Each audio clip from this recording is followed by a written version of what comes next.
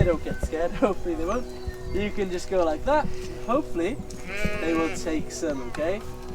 They are still quite young, so they do get a bit scared. There we go, okay? So you guys can put your hand through the fence or over. Just make sure you're over on this bit, okay? There we are. Is it common for the... You're an idiot.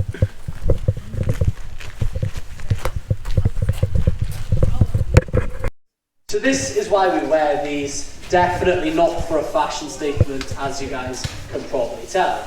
Now, I'm going to go ahead, grab one of those sheep.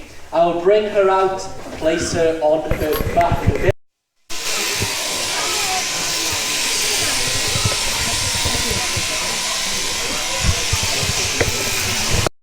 Like we want her to be, okay? We're going to close this gate, we're going to bring the sheep down towards us, and then we will do a couple of steering commands, we'll do a little bit of driving, and then we'll go ahead and bring them in, okay? Good girl, that good.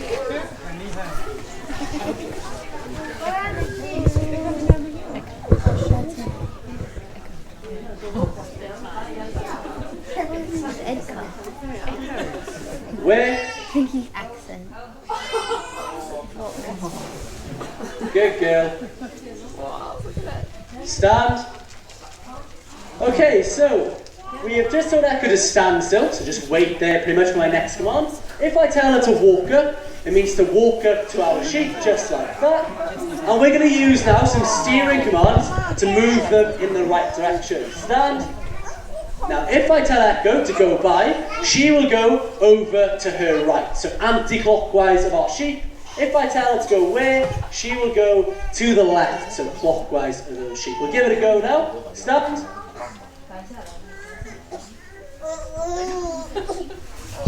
Go by. So just like that, she can shoot across the field, turn them in this direction. You can see, I don't have to say too much, she knows where she wants them to go. Stand, stand. And what we're going to do for you now, we will do a bit of driving, okay? So what driving means is, with your herding dogs, they're going to bring the sheep towards us. When you want to drive the sheep away from you, stand, you're going to use another breed of dog called a Hunter-Wye, okay? Hunter-Wyes are a lot larger than Echo, they're a lot hairier, and they will use their voice to...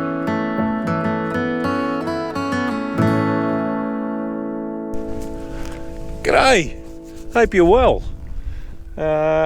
We've hit the end of the week, 18th of July. Now, as you've quickly probably worked out, we've been on holidays. We've had a couple of weeks off over in New Zealand. We've got some good friends over there that run a quite large dairy operation. And then, yeah, we came back and we had a week in Queenstown. So, yeah, Sarah and I, that's our sort of third time we've been to New Zealand. Yeah, we went sort of pre-kids with a camper van, and then we went about 9 years ago, I think, when our kids were little. And yeah, so we just decided to go again. It's a pretty good part of the world. If you haven't been, can highly recommend it. It is, Queenstown itself's got very I suppose commercialised tourists and that sort of stuff, and is quite expensive to do much at all. So whether it's eat or recreation or whatever else, rough sort of overview of our friends' operation. So they've got they're milking about 3,200 cows. When in the South Island, we're around a place called Oamaru, which is on the east coast, or it's right on the east coast. So yeah, they've got sort of 4 properties there that each got a dairy on, and they've got share milkers in on 3 of those farms, and then they manage another one themselves, and then yeah, they've got another block, a dryland block that they lease up further north. Yeah, 550 mil rainfall, so more than us, but they've actually had 650 mil for the year, so already. So it's, yeah, very, very wet underfoot. So did spend a little bit of time on a tractor for 2 or 3 hours. They were short of a man for a day, so yeah, did give them a chop out there, cleaning up some laneways, but yeah, really interesting just how I suppose how they're governed, I suppose, with legislation, and they can only put X so much nitrogen on. I think the maximum they can put on is 190 units of nitrogen. So, and that's complete look, it's audited from invoice at purchase time to where they're applying it and when they're applying it. So they do have a lot of regulations, is the word I was looking for, that they've quite a lot more than what we've got here. So yeah, they weren't actually milking at the moment. They've got the cows dried off, so they're just starting to calve shortly, so they'll be back milking again possibly by the end of the month or sort of early next month. So, but yeah, really good just how their irrigation works and that sort of stuff. Like they've got irrigation coming out of a dam higher up, and it actually comes in to their farm under pressure. So I think the guys said comes in at about 200 psi, and they've actually got to have pressure reducing valves where it comes out of the pipeline to get it back to about 80 or 90 psi to be able to put it through the irrigators. So, and all relatively new irrigation infrastructure, like the scheme they're on. I think it's the Waranaki Dam, I think it comes out of. That's probably not correct, but it only sort of went in about 2008, so relatively new, and I think there's about 20,000 hectares, Rob said, on that scheme. So, but yeah, so all sort of pivots, and because land values are so high, they're sort of talking around the $60,000 an acre, which is obviously about 10 times what we're paying here. So they've just, they've got to be able to get as much production out of every acre effectively. So, our pivots here, like I haven't really seen many of them until over there, but we've just got a normal pivot here, whereas their pivots, a lot of them have got an extra span on the end that actually walks into the corners. I don't know the technical name for it.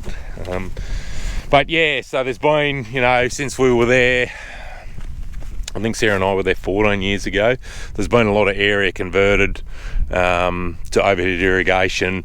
I think the government now have a policy where you can't have flood irrigation, so there's been a lot of area that's been converted from flood to now pivots. So it has changed a lot, but yeah, as I said, awesome part of the world.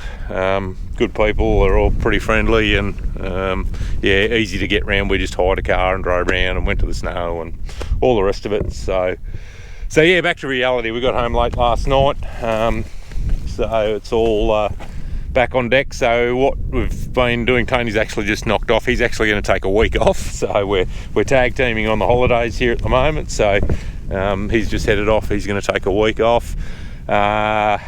So while I've been away, he's got all the canola sprayed and basically just feeding sheep and keeping them in line, which is all sort of gone pretty well. We've had about 10 mil of rain, which has been good, and things have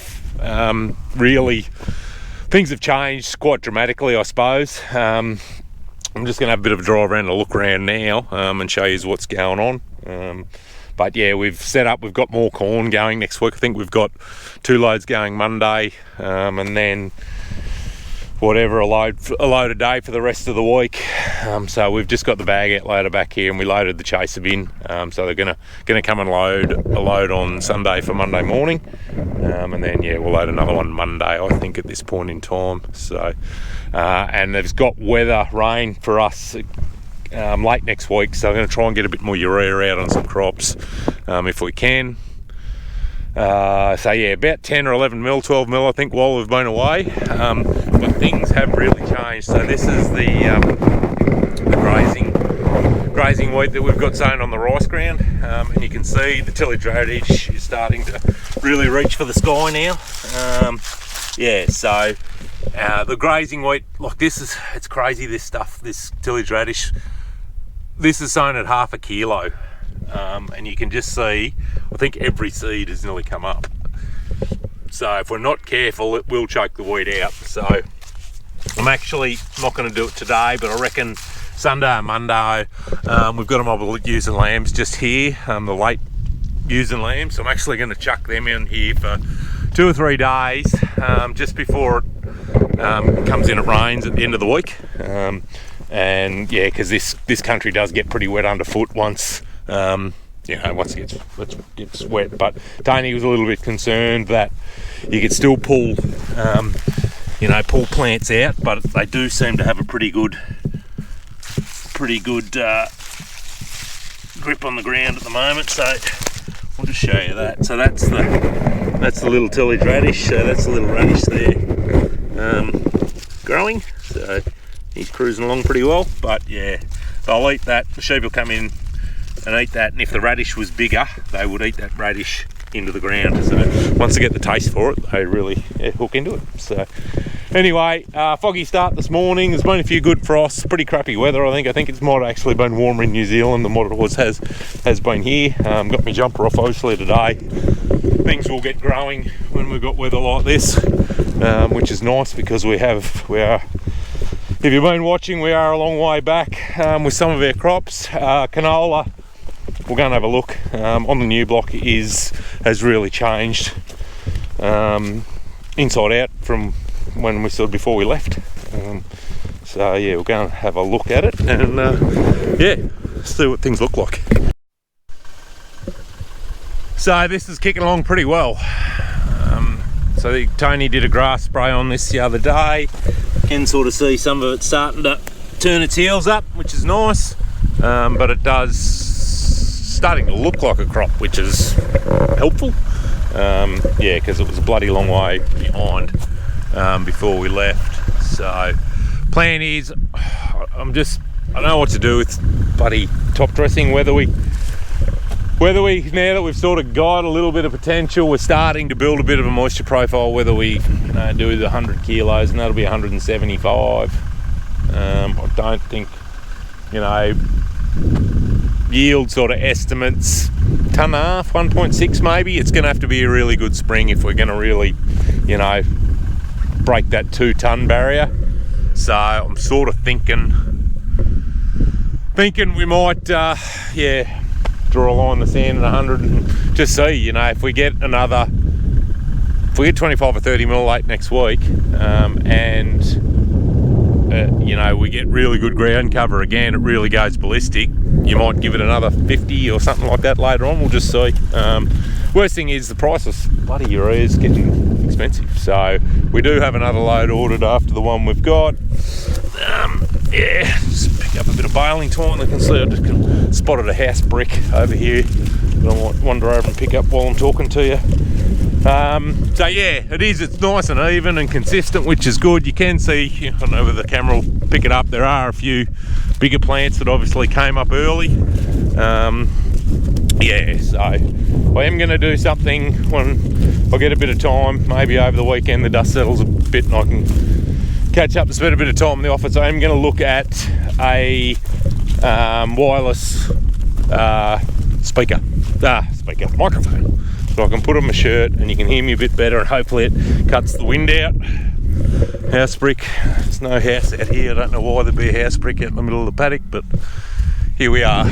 So yeah, just try and work on the quality of the videos a little bit better if we can. Just to help you guys out. So there we go. But yeah, pretty happy actually. It's not we don't know where we were going to be at when we left, but anyway, but we'll get it back and have a look, see what it's doing out there. So barley's looking good. It is starting to march a bit, which is nice. So we'll give it another 75, maybe even another 100 kilos. The urea will need a broadleaf spray, so I have spoken to Matt, our agro. We've got a bit of cape weed that needs cleaning up, just broadleaf weeds. So cape weed, for those that don't know what it is, sometimes you'll see paddocks of pretty short yellow flowers or sort of dandelions. That's what it is. So loves lighter sandier country, it grows pretty well out here. So but pretty happy with the barley. I don't know whether you can actually see it on the camera. I don't know why we've got a bit of up and down with rows, not too sure, but all in all, pretty happy with it. Looks pretty damn good. So yeah, canola out here, the paddock, just over the hill there. It's a bit slower. It is starting to fill in. This one here that we actually, that was the next paddock over. That was the one where I tried to burn a few piles of rubbish and actually ended up burning half the paddock. It looks quite good from here. We'll get around there and have a bit more of a look. I probably won't show you but I'll have a look from the road. And then yeah, we'll go over on the other block and have a look over there. So, but yeah, pretty happy. If we can, if we can keep raining, it'll be worth getting the header out anyway at this point in time. So another paddock of barley. You can see we don't have we've sort of got even more even rows here, and I think it's just the soil type of the sand over there, whether it's a soil throw and a bit of depth maybe. Again, we've got a few broadleaf weeds here that need cleaning up, but overall pretty happy. Yeah, good consistent rows. It's yeah, it's nice really. So yeah, bit of sour sob and that here that looks a bit like clover, but we'll wait 10 days, just see what this change does next week, and we'll get a broadleaf spray on it and probably put a fungicide in as well, just to try and protect that leaf a bit. If it's gonna keep raining, yeah, we'll need to get a fungicide on it just to protect the leaf area. But yeah, here on the headland, it's where it's been double sowed, it's really good. But yeah, nice. Really happy, which is good.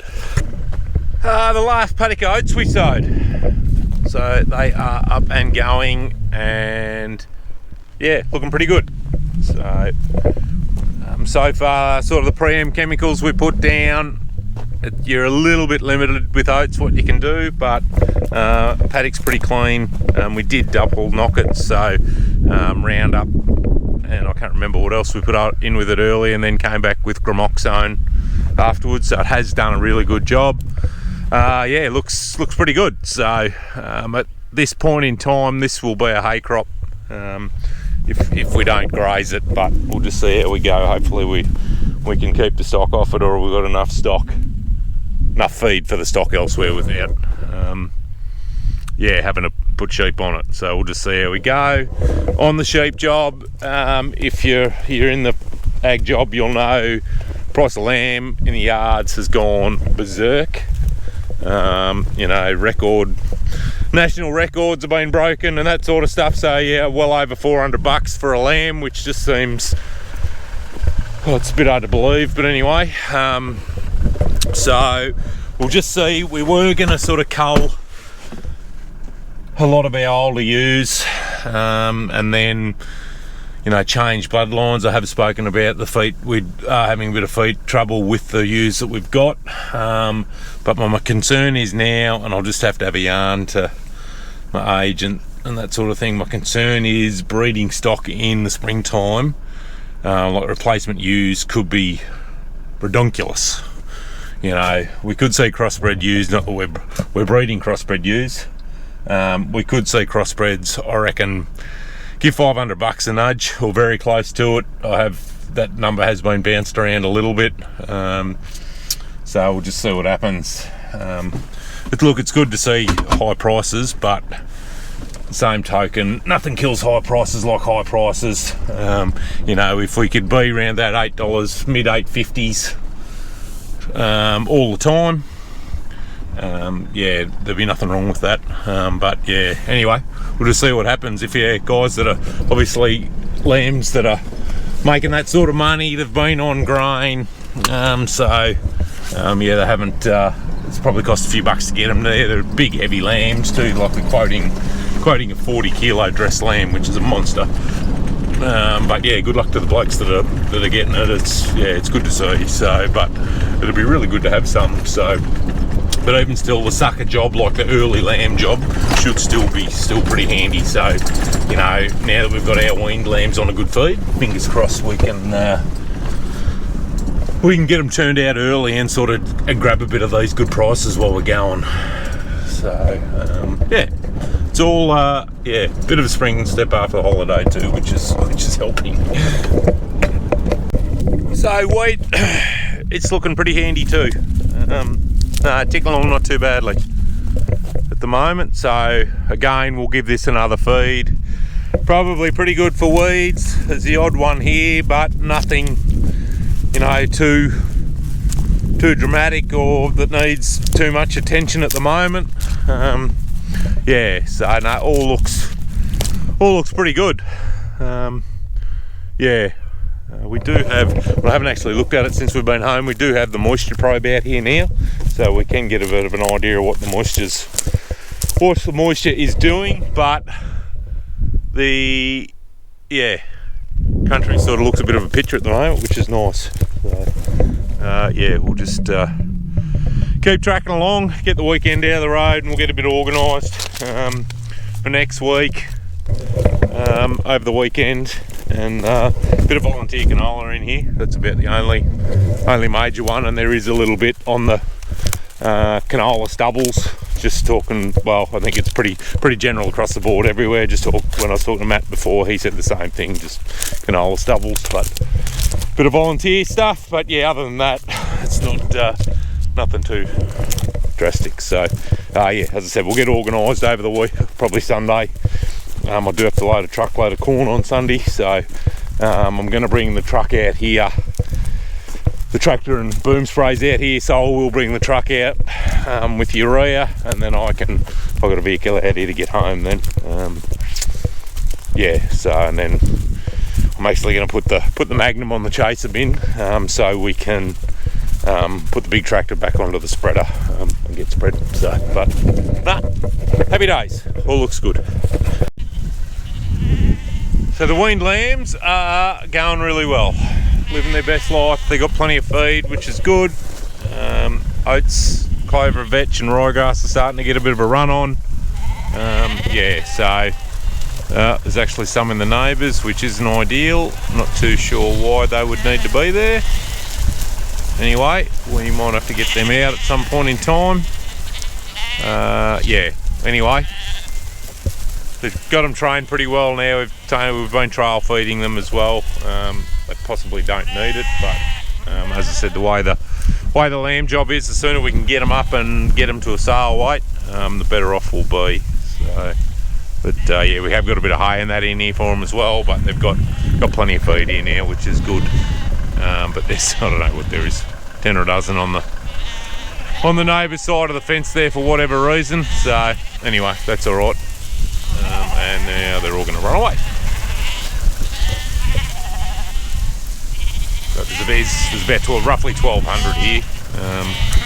Well, there is not roughly, there is 1,200 here in this mob. So yeah, no, good to see finally a bit of feed. Okie dokie. End of the day, end of the video. Yeah, not gonna lie, I'm a little bit puffed actually after.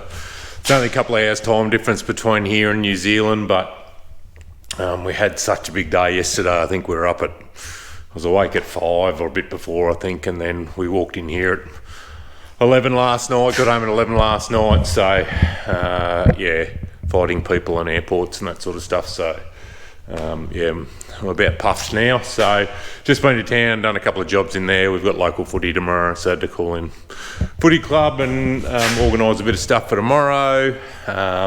Yeah, so I hope you enjoyed this one. It'll be business as sort of transmission as usual going forward from now for a while.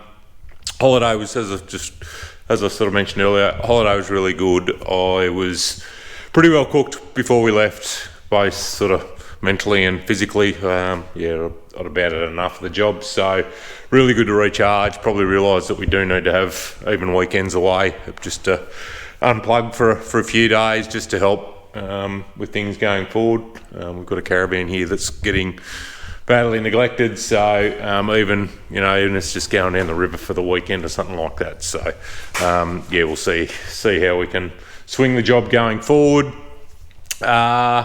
Yeah, so next week, yeah, corn, outloading corn, spreading urea. I'm here on my own, so hopefully I can have the camera in tow most of the time. A few things I've sort of been thinking while we're away going forward, just how we can move the channel forward a little bit. I've sort of got merch in the back of my head, just even start with hats and that sort of stuff, so we'll just need to try and work out the best way to float that. We have played around with some hat designs already, so that one's probably going to be the easiest one to start with if people are keen on that. Yeah, just drop it in the comments and we can, yeah, I'll just keep working on that in the background, and yeah, just try and push this side of things, and probably the advertising the farm a bit more and what we do, and whether it's a web page or something like that. Yeah, I've just got a few ideas in my head, and I just need to sort of bounce them around and speak to a few people and just see whether we might be able to get them to fly, and going forward, and just try and think outside the box a bit, not just be the same as sort of every other mixed cropping farmer, I suppose, around the place. So not that there's anything wrong with that, but yeah, just try and get a bit of an edge. So we'll just see how that one works out going forward. All right, hope you enjoyed it. If you've got any questions about the trip, I did actually start doing one in New Zealand, but it was just I was overloaded with information from the guys over there, and it was just verbal diarrhea, basically a dump, and I'm just I can't really upload that, so I've just sort of tried to pick out the little bits, but yeah, if you've got any questions, by all means, chuck them in the comments, and if there's enough of them, I'll do a video and just address them all so everyone can see them, and hopefully I can answer them correctly. So anyway, thanks again for watching. We'll see you in the next one. Bye bye.